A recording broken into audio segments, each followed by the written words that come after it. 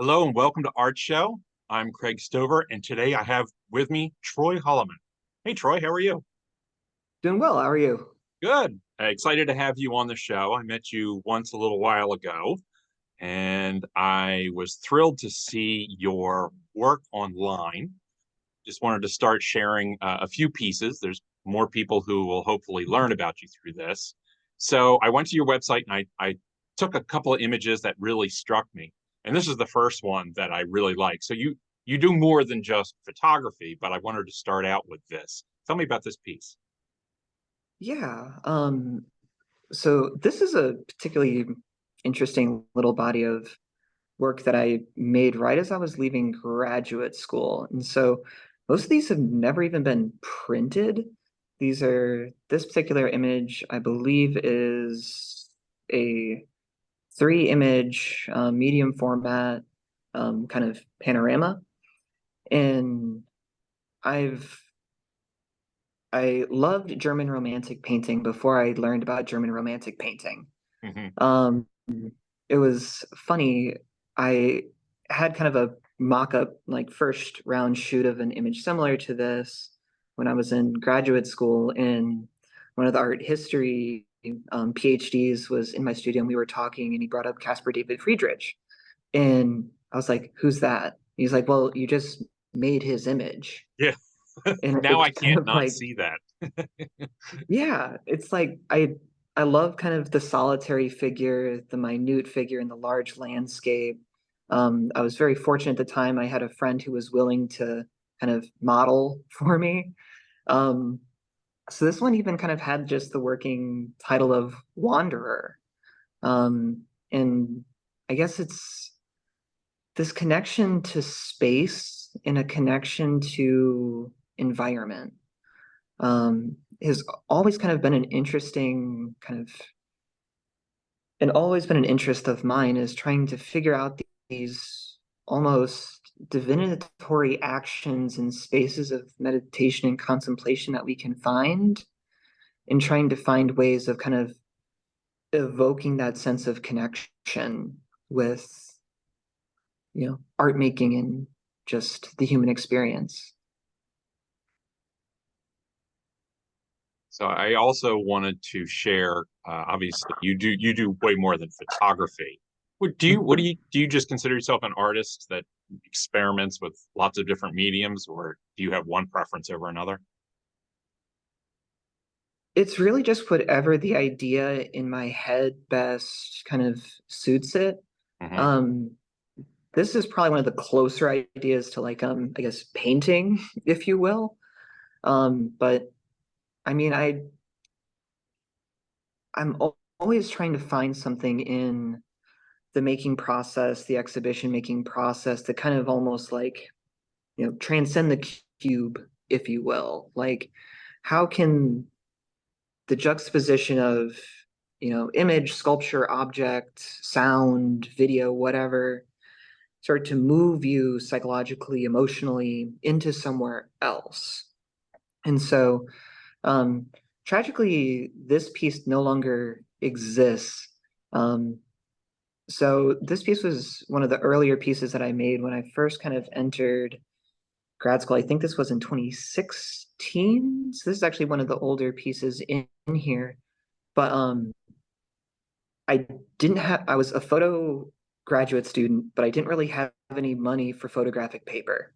So I was trying to kind of get resourceful. And so, kind of the textures and patterns that you're seeing at the left and right side of this are image transfer. I could afford Mod Podge and just like regular, just inkjet, like, regular printer prints. And so that's where I was kind of like working was these alternatives, if you will. But circling back to your question, it's really just whatever I think makes the most sense in relationship to the idea. And so with this was I found JPEG versions of, oh gosh, now I'm gonna forget. When the first book that was published that referenced a heliocentric universe moving from Earth-centric to sun-centric. And these are the actual notes from the first publication about that. in Galileo? trying to just kind of, I'm sorry? Galileo? Is that who you're? Um, it's Sorry, I don't some mean to put you on the other spot. jet. Oh, Right. you're good. You're good. Tragically, I don't recall specifically at the moment. Um, but it's a little hard to see in here, but this 1 point perspective and also materiality. So this is on a plywood panel. Okay. It's actually like 3 feet by like 6 feet. And then it's ink, salt, probably coffee. It probably had bleach on it by some point. Because one of the things that oh, I almost poison gassed myself in my studio by mixing. Oh yeah, it was really bad, and So it this was a story is shared getting space. better and better about this work. so, so it almost killed you, and it no longer Yes. exists. When you say it no longer exists, is there a story behind that? Like it just was it stolen? Did it catch on fire? You know what happened? I wish the conclusion to the story was more romantic or sensational. More, I just couldn't really fit it Okay, anymore. And even after storing it, I mean, it's only been the past like 6 months that this piece no longer exists. okay. But I was fascinated. Um, so one of my like, I'm almost gonna call it a guilty pleasure artist is Anselm Kiefer. Huh? And I was watching this documentary about him, and a collector curator mentioned that Kiefer wanted to show him paintings, but it was raining. And Kiefer works so big, he's like, he couldn't just show them in a regular space. So he wheeled these paintings out in the rain. And he's Hmm. like, Anselm, we don't have to you don't have to show me these right now. And he says something to the effect of rain won't hurt it, it might even help it. Yeah, And I love the idea of having some type of natural component changing the face of the work. You yeah. know, I never expect like, the viewer to understand that. And similar with like this piece here was I didn't know what they were at the time, but I ended up with two etching plates. I only found that out after the fact, which now doing what I did to them, I feel bad. But but It's so okay. They make plenty. this is actually what just kind of looks like a kind of X or cross shape is actually a nod to the Elder Firthcar rune Nadu or Nadus. I don't know the proper pronunciation of that, but it's rusted into the face using a combination of hydrogen peroxide, salt, and vinegar to actually rust it into the face. And that I blame photography on my love of kind of material studies, but And photography. in honestly that's kind of like after when I got out of grad school in 2017, I really, except for one of those images, that first image that you showed, I really haven't made that many images since. Um, photography just kind of stopped having something Hmm. for me that I really kind of gravitated towards. That has since changed, and I have like a new body of images kind of that I'm thinking of. But with these, like I love that, what is rust? Corrosion, it's a decomposition over time, and that the decomposition or the change is actually what is making the image, if you Hmm. will, making that symbol, and that this degradation, the piece itself actually having a life. I just find really that's something I really gravitate towards is how can even the piece itself have a semblance of life, a semblance of transformation over time? I'm not interested in kind of the very photographic freezing of the moment. I want it to change. Like, Well, um, that's interesting that you mentioned Kiefer to begin with, because I was going to mention him as well because of the sort of thick browns, the same sort of palette, whatnot. And it's kind of funny that you came through that conclusion about the work. You know, the work has its own life after it's made, and if it's got scars on it from its life, that's just part of it. I came through that same conclusion, but it was actually a Basquiat drawing where there's mm, footprint right on the drawing, and it was gorgeous. yeah, You know, just kind of a like well, I made it, but it's ruined, but that's okay. It still has scars. That's kind of a thing. But I like, I can see that scarring in this same sort of a thing where you've taken this precious plate and really done it. I would love to see what this looks like over time. So, I know you did say you go in and out of photography. So, but tell me about this piece. I really was attracted to this. What is this? Yeah, so this was a triptych that was held with heavy hearts. And so this entire kind of like these three different metaphors of, or at least for me, were all kind of like circling around loss. Um, Shortly about a year before making these, I had a good friend pass away, and like I was even a pallbearer in his funeral. And these motifs of loss, degradation, change, memory are kind of run throughout almost everything I do, or that frantic nature to try and connect. And so the entire idea around this triptych was, so the kind of like black side that you're seeing on these is actually a door. And so I built these custom frames that had basically these, they were closable, and I put a lock on them. And so the idea was that while these were while these were being exhibited, that at different times you could access them. You might see them as you see it here. They might all be closed and locked and totally inaccessible. Or, maybe one would be unlocked, so you would have to open it, or maybe there would just be one. And love this kind of variability on accessing the information in that entire kind of secondary conversation of just being able to access it, and then what it does for the viewer when you can't see the work. You go to an art exhibition or the experience of work to see something, and then how does the work change when you can't see it, or it has a certain variability to it, to when you can see it and when you cannot.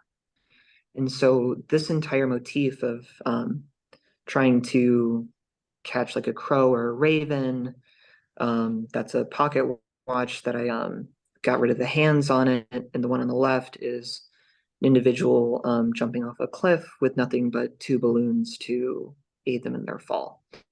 So all these kind of, everything from just the inevitability or the attempt to avoid. And that's kind of what I'm coming to realize, and kind of just talking this and thinking about this as I'm doing it, is this entire like kind of new body of work in series is kind of just trying to do the same thing. It's this accessing in these motifs of almost kind of fighting the inevitable, Mm-hmm. if you will. And so you'll notice, and it's interesting that you brought up kind of like the color palette is something that will probably become overtly apparent throughout all of these, is that my color palettes are often very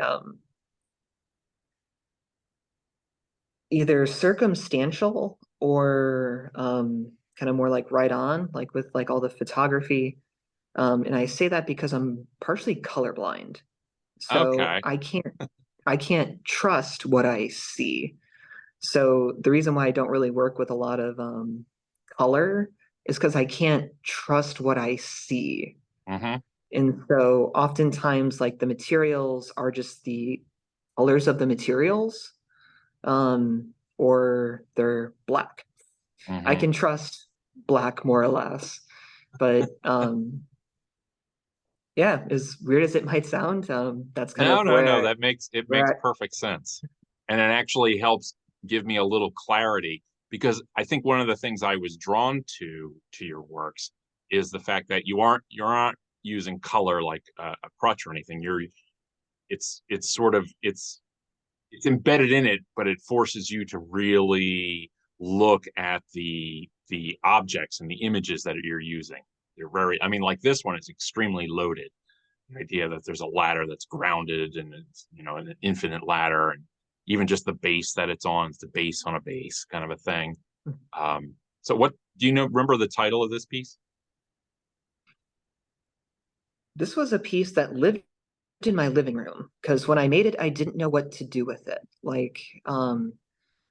So so the ladder motif is actually something that I first kind of stumbled upon in undergrad, and that kind of, you know, the very, like classic like ascension throughout, all of humanity, ascension and descension, lore, theology, myth is something that I gravitate towards a lot. And so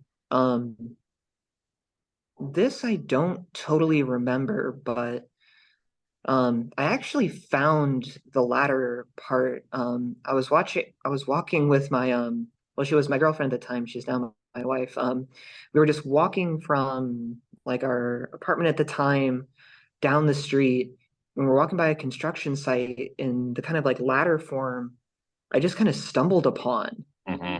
And she like turned to me and she's like, "What are you doing?" She's like, I just go like, "I don't know why, but I love this." That's very Like Duchampian it, of you. right? Like I don't know, in almost in no other work have I kind of worked with Hmm. a ready-made, if we want to be Duchampian about it. Right. And but like just something about it, like this like rusted, discarded, Hmm. ladder-looking form, I just found so romantic in a way Hmm. where like I Hmm. wanted this thing held up by something, but like I wasn't like just leaning it seemed Hmm. that's a little, I need my hand in it a little bit more than just like finding something and showing it. I But think so I it was destined to be yours. yeah. So And then this is piece is kind of going back a little bit. So this is related, I think, to that first painting that mhm, we showed. Because yeah. this is a painting too, right? Mhm. Painting. Yeah, right. I don't really like, I find myself with some of my pieces where it's like I guess that's where it best fits. But yeah, so this piece is titled Still Hoping. And it was made around the same time as that other piece on wood, and kind of went through a similar process. And so I've never taken a painting class, Mm, anything like that. So partially where these handful of pieces on wood came from were because I was, or kind of like I said earlier, I was in a photo program, but I couldn't afford photography materials. So I would go to construction sites and grab like a big 4 by 8 foot piece of plywood off a big stack and walk it like 7, 8 blocks through mm, North Philly back to my apartment at the time. So I would have something to work on. hmm. And so um, I started working on this, didn't like it, and actually decided, you know what, I'm just gonna burn it. Hmm. And so this was actually the back of the piece. I put a candle underneath of it Hmm. and just left. I just walked away from it. Like it was in a safe spot. I wasn't going to burn down any buildings or anything. But when I came back, as the candle melted, it created this figure. Hmm. And after 2 days in the rain, a bunch of like the ink and acrylic paint that was on it kind of like washed off. And it was left with this type of almost like latent image. And I just loved it. Yeah. I was like, it finally kind of got to what I'd been trying for it to get to. But the second I kind of removed myself and let a little bit of kind of more circumstance and happenstance, really, kind of work into it, I was left with this kind of figure.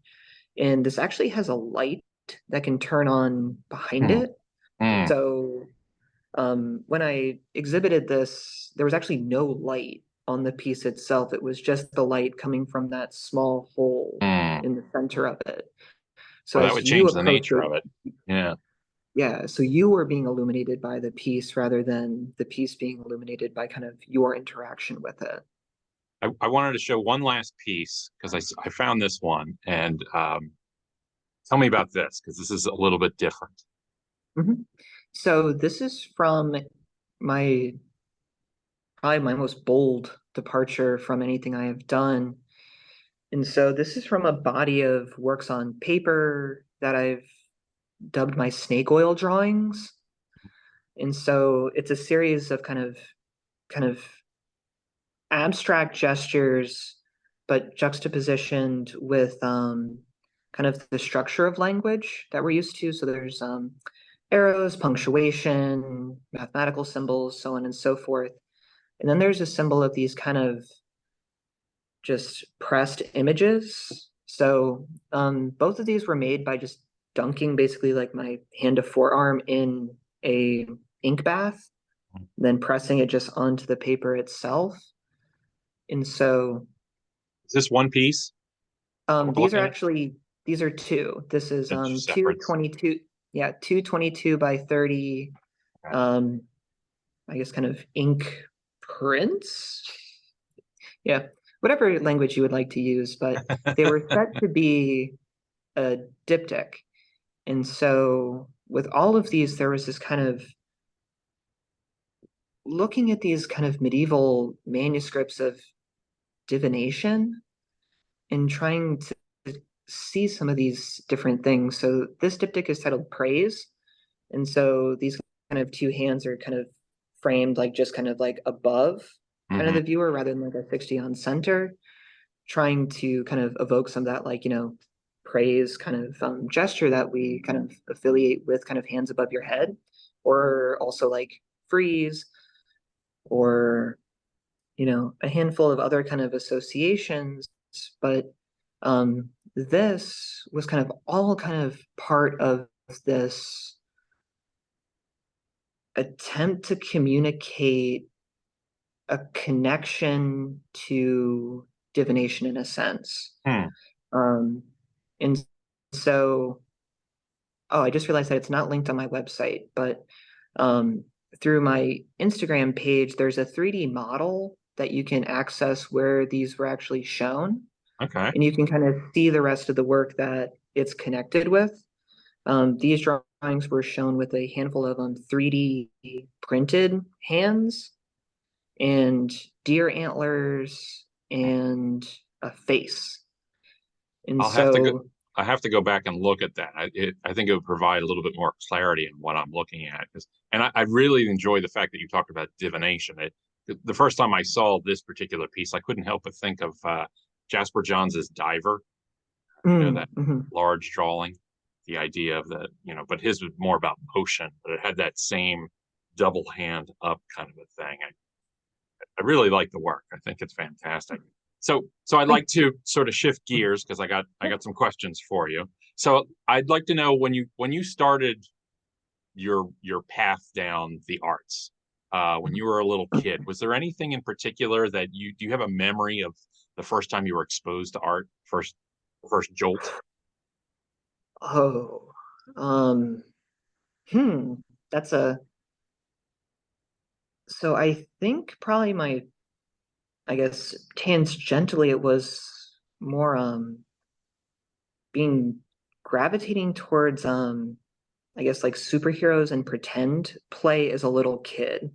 Okay. I mean, it's gonna sound mildly sad, but I was an only child, and so I played alone a Hmm. lot. And so this type of like narrative creation was something that I always really kind of gravitated towards, like, love of like theater, a love of kind of things that were a little bit kind of more like on the spooky side of things. Like I remember being little and like loving like Nightmare Before Christmas.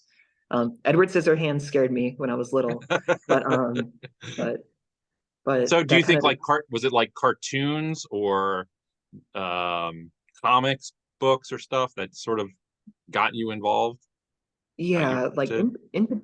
yeah, in particular I want to say it was probably the animation of gargoyles on Disney Okay. Channel, All right. because of like I I could not tell you why, but just gravitating towards, like the, very King Arthur, like Mhm. knights in shining armor, but like How dragons romantic. and picture books. I was doomed. I was doomed for this romantic quest. So then flash forward a little bit. At what point did you realize that you wanted to become an artist? Is that later on or More or less. Not a lot later. And this is one of those moments in my life where I have no idea. And I've thought about this, but I keep trying to figure out why this happened. But so I remember being in the eighth grade and we were in it, the teachers were talking about, look at all these classes you'll be able to take when you get to high school. And I saw that your junior year, you could take a photography class. And I remember being excited to take a photography class from like that moment in the eighth grade to my junior year of high school. Hmm. No idea why. Had never really shown any interest in taking any type of like photos or anything like that. Then when I got to my junior year and I was introduced to the photography of Ralph Meatyard, Joel Peter Witkin, and Jerry Yulesman, and it really messed me up. I was like, I didn't know images and photography could, do that. And it just like there was no looking back. Like the second I saw Meat Yard in particular, I was, nope, this is That's where I'm it. going. So it wasn't anybody in particular. It was more of just the being exposed to it that sort of set you on your path. Yes. Okay. I can give a little nod to I guess I'll kind of call it a little bit more of like a punk or DIY mentality. Like kind of growing up in middle school and high school as a skateboarder, hanging out at tattoo shops and kind of just like skate culture and hardcore shows and this kind of mentality of, if you want to make something happen, you can do that. Mhm. You know, um, a friend of mine named Jake Ferris has a quote that I like that's do it yourself doesn't mean you have to do it alone. Mhm. And so kind of like Good finding one. that semblance of community to like, if you want to do a show or something, great, let's figure out how to do it. There's no money involved, let's figure it out. So speaking of So doing, bit there's of one that. question in particular because I was looking at Mhm, specifically your photographs. Do you mhm. print your photographs? I mean, is it digital or is it film? First off, and then do you print? Um, Do you just print one-offs or do you actually edition? so everything on my website is digital. I love film photography. It's just getting really freaking expensive Hmm. to shoot film. Um, but like I love my Mamiya 645. I love 120. Um, like the second I learned about 120, I was like, that's what I want. Like I like 4x5, but like medium format's like a nice in between Uh, speed. But so all my stuff is printed digitally. Um, I basically just need to have someone with me to help me color correct, since kind of mhm. like I said Yeah. earlier, I can't trust what I see. So but typically I do like small editions, like I don't have any like major gallery representation, so that Right. Yeah. cost falls to me. So typically I do editions of like Okay. 3 to 6, relatively small editions of things. All right. I'm just curious, because Yeah. sometimes photographers they do it because they can edition it. But I actually now know more photographers who rob the image of that one skill that photographs do, which is you can reproduce them. And they're like, no, no, no, I just want this one kind of a thing. So I have enough time for two more questions. One, I want to ask you, uh, do you consider your works to be autobiographical in nature? In other words, are you consciously trying to put your life in your images, or are you trying to be separate from them? I think that I think everything starts autobiographical. Like, and I think that kind of almost with every artist, because it has to start with you. It has to start with your experiences and kind of what you're wanting the work to do, what you're wanting it to communicate. So all of it starts autobiographical, but I aim for more of a universal approach. Hmm. That's not to say like, my work is for everyone and I have no target, I don't have like a core group of people that I think my work would go to, but my work is pretty much always the same in that regard, where I'm just trying to evoke something in you. Mhm. If you don't know me, my life story or anything, that shouldn't really hinder how you come to the work. And that is something that's changed over time. Like it Hmm. was more like about me or a specific instance kind of from my life, but kind of, I guess, as I've aged a little bit, I'm slowly trying to find something to, I guess, just get you to think something, to question something. I'm very skeptical of things in this world, and I want you to question with me, Time will do that, won't it? right? Right. It's a bitch.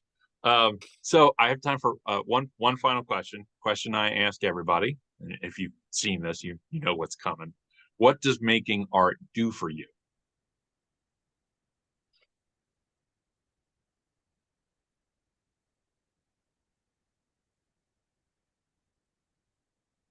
You know, I even tried to prepare for this question because the second I heard you ask John Dowell this, it's actually been something that I've really been kind of wrestling with since you interviewed him.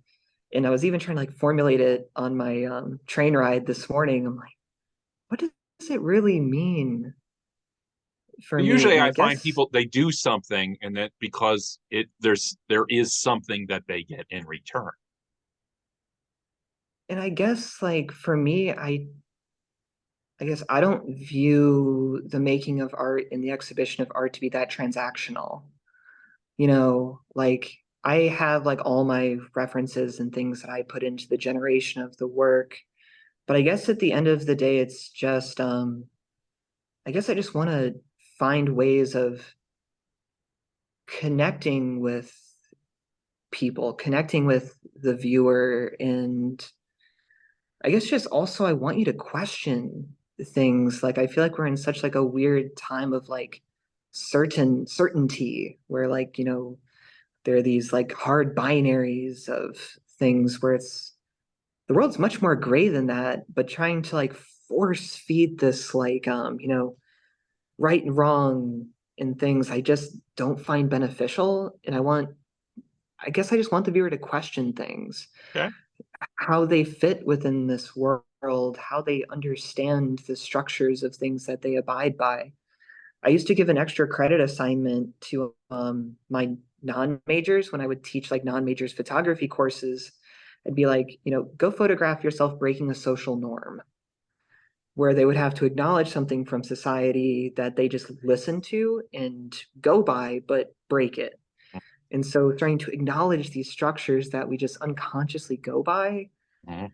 and like all those things like fascinate me. Like everything from that. Oh, you're resting on the book that I was going to pull out. But like right now, I'm reading a book on Gnosticism Mhm. from the fourth and fifth century Mhm. in this like structure of, non-canonical Christianity. And so like these kind of alternative structures that we've kind of just like overlooked. And I guess that's just really what art making does for me is it's a way to connect and to kind of get others to, I guess, join in my speculation of this world. Well, I do see you as a storyteller because I think your pictures really do have stories.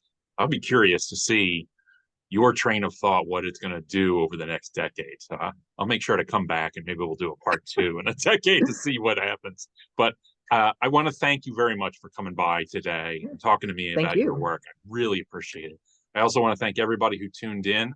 I want to encourage everybody to like and subscribe, especially from this video. And if you have questions, please put them in the comments section. If I can't answer it, I'll pass them on to Troy.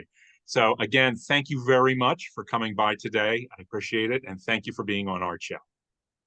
Yes. Thank you. And thank you, Adios. everyone. Take care.